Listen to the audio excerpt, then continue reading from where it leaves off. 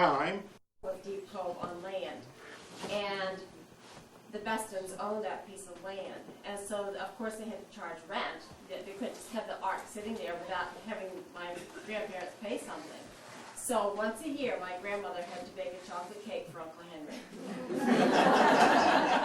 That's a beautiful spot, Deep Cove.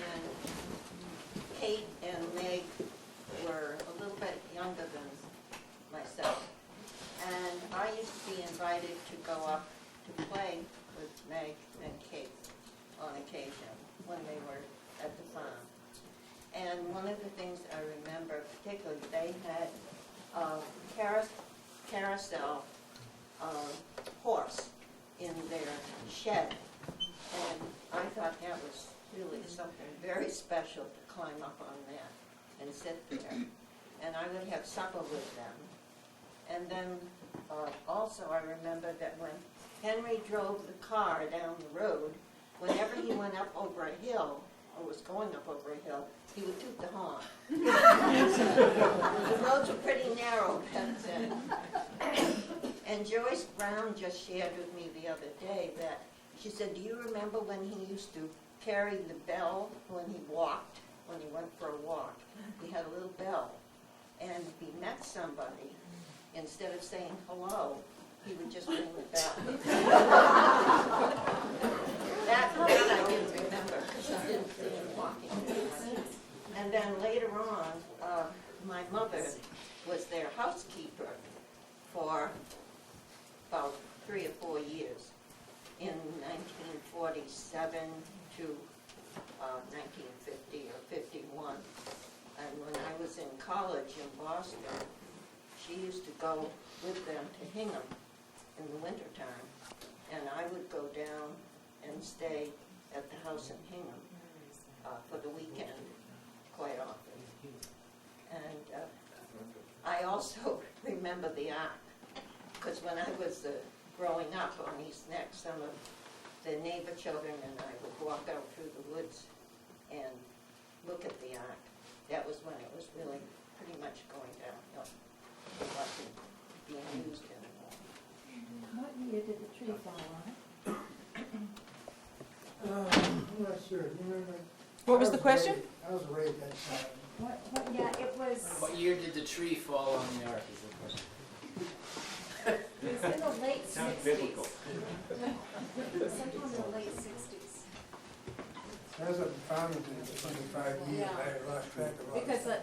the A-frame was there by 67, because that was the year that I got married, and the A-frame was there then. So it was like Sometime. 65, 66. In the early 1920s, but I don't remember exactly when. And it appeared to have been one of those relationships where there was no romantic interest at all for years, and then suddenly, somewhere around probably 1926, 1927, all of a sudden their correspondence takes a more romantic turn. So it appears that after a number of years of being friendly, all of a sudden they saw each other in a different light. I think it's for about 10 years. Yeah, it's about that.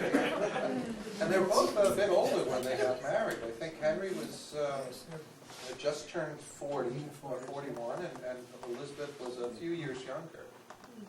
There's an interesting thing too about that, to show how well meshed they were.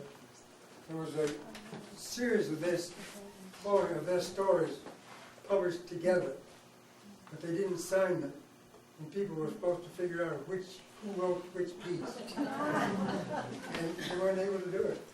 Their work was so similar that people had difficulty picking out Henry's and Betsy's. So they were well matched, intelligent, very interesting. I would point out that Henry published about 25 books in his lifetime. Elizabeth published 125 in her lifetime. Yet when you drive through the farm today, there's a giant rock with a giant plaque on it for Henry. Elizabeth, all she has is the little name tag that the funeral parlor brought the day of the funeral and stuck into the ground, and that's all there is. And if George were here tonight, this would be his biggest peeve. George wants to see, before he leaves this planet, the plan for Elizabeth to have equal billing in that cemetery. It's gonna take a big rock.